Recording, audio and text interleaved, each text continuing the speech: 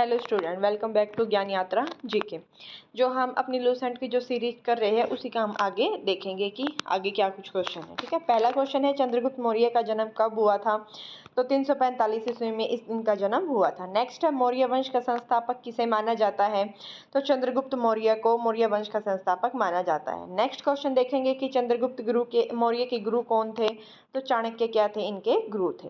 Next है चंद्रगुप्त मौर्य ने किस वंश का अंत किया था? तो नंद वंश का अंत करके उसने मौर्य साम्राज्य की स्थापना की थी। नेक्स्ट क्वेश्चन है चंद्रगुप्त मौर्य ने किस शासक को हराया था? तो उसने धनानंद शासक को हराया था। नेक्स्ट क्वेश्चन है मैग्नेस्टीज किसके दरबार में आया था? तो वो चंद्रगुप्त मौर्य के दरबार में आया था। नेक्स्ट है मैग्नेस्टीज ने कौन सी पुस्तक लिखी थी? तो उसकी पुस्तक की बात करें तो वो कौन सी थी? इंडिका थी। हमारा नेक्स्ट है चंद्रगुप्त मौर्य ने सेल्यूकस निकेटर को कब हराया था? तो 305 ईस्वी में चंद्रगुप्त मौर्य ने हराया था। नेक्स्ट है सेल्यूकस निकेटर किस देश का शासक था? तो वो यूनान देश का शासक था। नेक्स्ट है चंद्रगुप्त मौर्य ने जैन धर्म कहाँ अपनाया था? तो श्रवणबेलगोला में जो एक जगह है वहां पर चंद्रगुप्त मौर्य ने जैन धर्म अपनाया था। और उसकी मृत्यु की बात करें कि उसकी डेथ कहाँ हुई थी? तो वो भी कहाँ पर हुई थी? श्रवणबेलगोला में ही उसकी डेथ हुई थी। नेक्स्ट है बिंदुसार किसका पुत्र था? तो चंद्रगुप्त मौर्य का बेटा ही चंद्रगुप्त मौर्य का बेटा बिंदुसार था।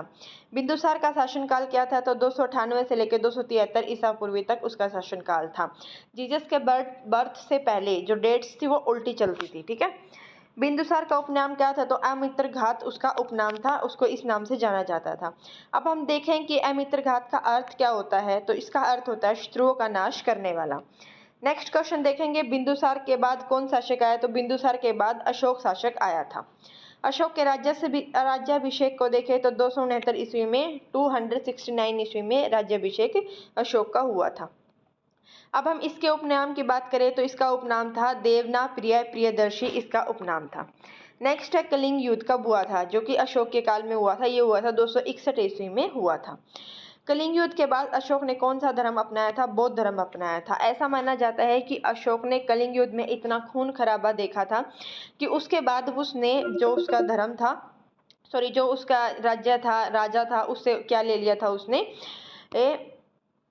त्याग करके उसने बौद्ध धर्म को अपना लिया था। ठीक है, यह आता है बहुत बार कि किस युद्ध के बाद उसने बौद्ध धर्म अपनाया था? तो कलिंग युद्ध के बाद ही अशोक ने बौद्ध धर्म अपनाया था।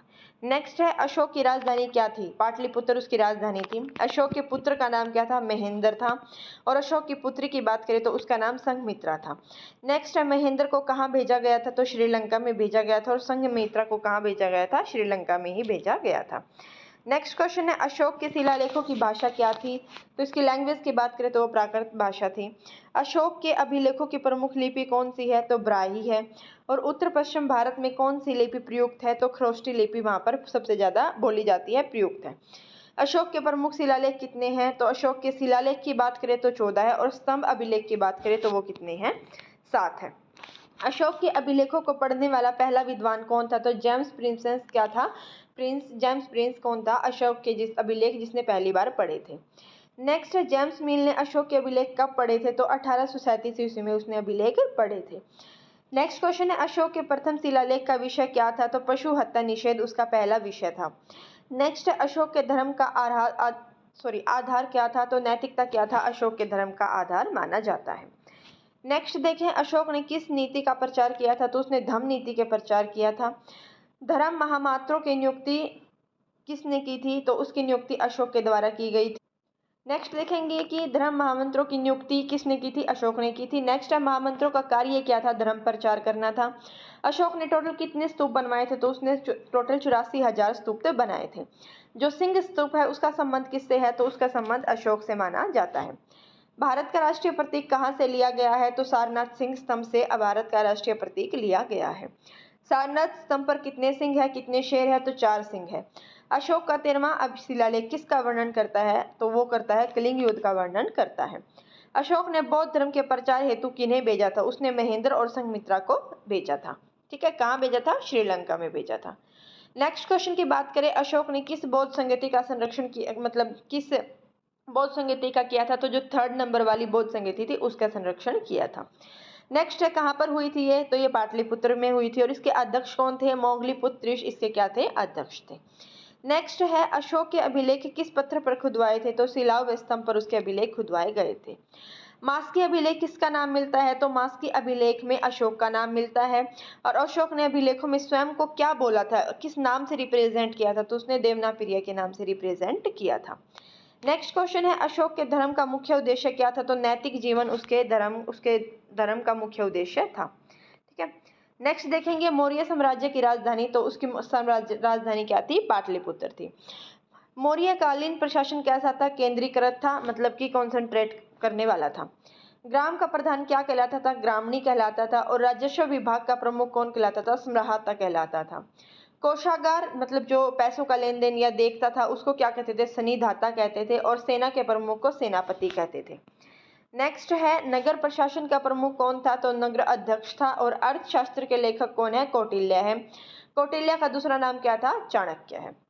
ठीक है। कौटिल्य का वास्तविक नाम क्या था? ये विष्णुगुप्त। ठीक है। हाँ, तो कौटिल्य का वास्तविक नाम क्या था? विष्णुगुप्त ही था। ठीक है। इसमें मेरे को थोड़ा डाउट था, लेकिन हाँ मैंने कंफर्म किया है, उसका वास्तविक नाम विष्णुगुप्त ही था। अर्थशास्त्र किस भाषा में लिखा गया है? तो अर्थशास्त्र की बात करें तो वो संस्कृत भाषा में लिखा गया है। ठीक है।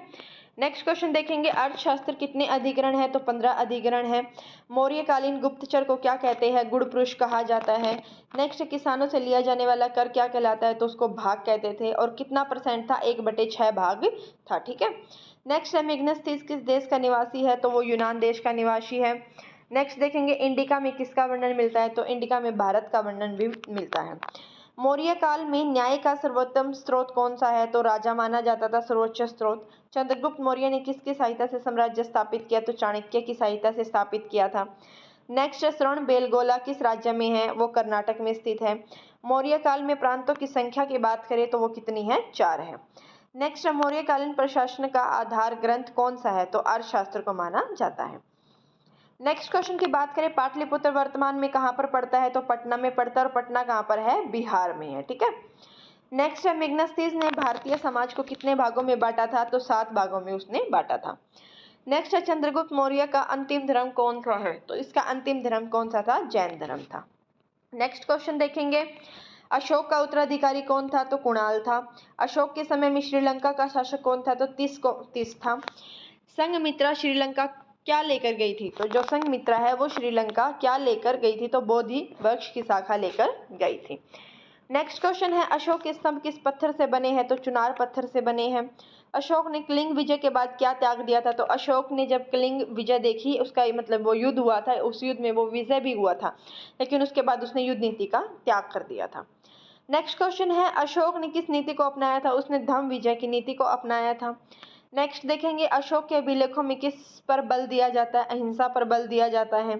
अशोक ने माता पिता की सेवा पर बल दिया है? हाँ, दिया है। अशोक ने धार्मिक सहिष्णुता का समर्थन किया है? वो भी किया है। नेक्स्ट है, अशोक के शिलालेखों का उद्देश्य क्या था? जन कल्याण है। नेक्स्ट क्वेश्चन की बात करें तो अशोक के शिलालेखों में किसका उल्लेख मिलता है? धम्म का उल्लेख मिलता है। उसका शासनकाल किस वंश से संबंधित था? तो मौर्य वंश से संबंधित था। बिंदुसार किस वंश का शासक था? मौर्य वंश का शासक था। चंद्रगुप्त मौर्य का साम्राज्य किसने आगे बढ़ाया था? तो बिंदुसार ने आगे बढ़ाया था। मौर्य साम्राज्य का सबसे फेमस शासक कौन सा था? तो अशोक था। अशोक के धर्म में पशु हत्या का विरोध किया गया था? हाँ जी, किया गया था। नेक्स्ट क्वेश्चन की बात करें, अशोक ने किस प्रकार के अधिकारियों की नियुक्ति की थी? तो धर्म महामंत्र के अधिकारियों की उसने नियुक्ति की थी। अशोक के अभिलेख इतिहास के किस स्रोत से आते हैं? तो पुरातत्व स्रोत से आते हैं। भारत के राष्ट्रीय प्रतीक की बात करें तो वो किस स्तंभ से लिया गया है? सारनाथ स्तंभ से लिया गया है। सारनाथ स्तंभ किस शासक से संबंधित है? अशोक से संबंधित है। मौर्य साम्राज्य भारतीय इतिहास का पहला विशाल साम्राज्य माना जाता है। नेक्स्ट क्वेश्चन देखेंगे, चंद्रगुप्त मौर्य का संबंध किस वंश से है? मौर्य वंश से है। अशोक ने बौद्ध धर्म के प्रचार में महत्वपूर्ण भूमिका निभाई थी। मौर्यकालीन प्रशासनिक संगठन अत्यधिक था? हाँ भाई, वो बहुत ज्यादा ही अत्यधिक संगठित था, मतलब एकता मानी जाती है वहां पर। मौर्य समाज का सबसे महान शासक कौन माना जाता है? अशोक माना जाता है। हमारी 100 क्वेश्चन थे वो पूरे हुए हैं। आई होप आपको वीडियो अच्छी लगी होगी। ठीक है, तो ज़्यादा से ज़्यादा लाइक करना, शेयर करना और सब्सक्राइब करना। ठीक है, मिलते हैं नेक्स्ट क्लास में।